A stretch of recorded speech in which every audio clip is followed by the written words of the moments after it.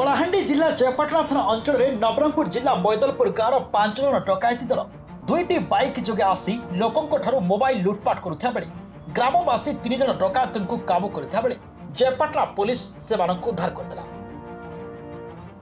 तेबे आज 3 जन डकायत को कोर्ट चालाण कर डकायत माने मैदलपुर गाँव उमेश नायक, भवानी शंकर नायक और किशोर हरिजन होता बेले आउ 2 जन फेरार मारी।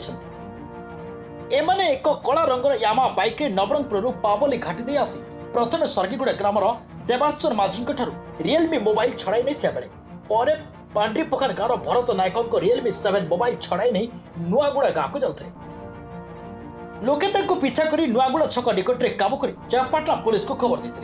खबर पाई थाना अधिकारी शशदेव बेहरा एक टीम पठाई युवक मान उद्धार करते। ए दिगरे तुरंत तदंत करता बेले एमाने 2टी बाइक जोगे 5 जन आसी एक बड़ डका योजना करथिबा पुलिस जानिबा को पाइथिला। तांकठरो एक मारणास्त्र जब्त कर दैछि। एकत जयपाटना थाना रे 235/24 रे डकायती मामला रुजु होता बेले अभियुक्त मानक नारे 310/2 धारा लागू कर दैछि।